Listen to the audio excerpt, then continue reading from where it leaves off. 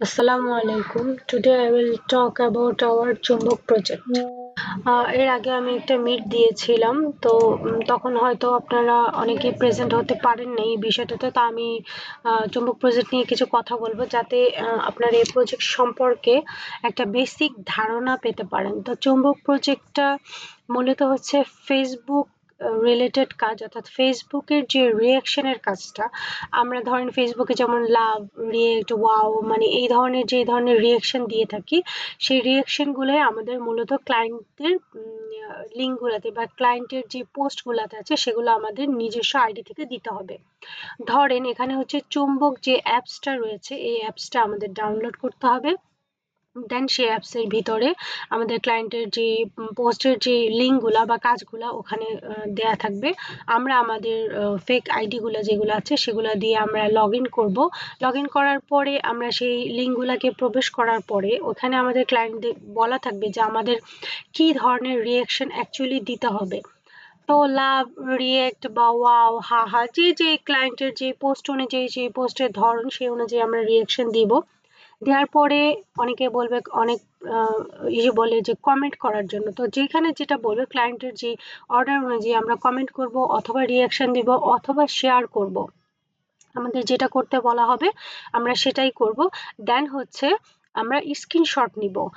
আমাদের যে কাজটা যে আমরা করলাম সেই প্রুফ হিসেবে আমরা স্ক্রিনশট নিব এবং এই স্ক্রিনশটটা অটোমেটিক্যালি এই চুম্বক অ্যাপসের মাধ্যমে সেভ হয়ে যাবে। এমন নয় যে আপনাকে এটাকে আবার পাঠাতে হবে, এমন কিছুই নয়, এটা অটোমেটিক্যালি সেভ হয়ে যাবে এবং মান্থ শেষে যখন আপনার পেমেন্ট আসবে আপনার এই আইডিগুলোর উপরে কাউন্ট হবে, সেই অনুযায়ী পেমেন্ট দেওয়া হবে। এখন আমাদের এই প্রজেক্টের জন্য যে জিনিসটা আমাদের মেইনলি প্রয়োজন হবে সেটা হচ্ছে যে আমাদের ফেসবুক আইডি।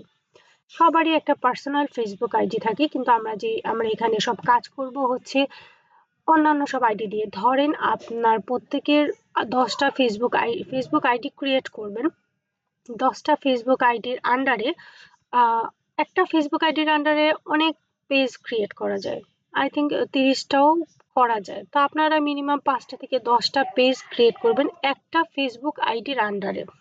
ধরেন আপনার 10টা ফেসবুক আইডি আছে, আপনি যদি 5টা করে পেজ ক্রিয়েট করেন তাহলে কিন্তু আপনার অসংখ্য পেজ ক্রিয়েট করা হয়ে যেতেছে, অসংখ্য পেজ থাকবে এবং আপনার আইডিগুলো থাকবে। তাহলে আপনি যে টোটাল ফেসবুক আইডি এবং পেজ মিলিয়ে আপনি টোটাল রিয়েকশনের কাজটা করতে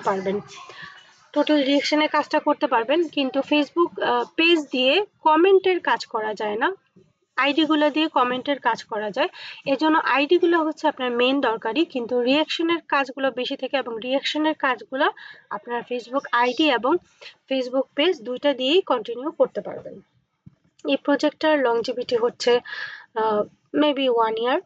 তো এই প্রজেক্টটা আমি করতে চাচ্ছি যেহেতু এটা একটা লং টাইম থাকবে। তো এই প্রজেক্টটা নিয়ে যদি আমরা কাজ করি লং টাইম আমরা বেনিফিশিয়াল হব।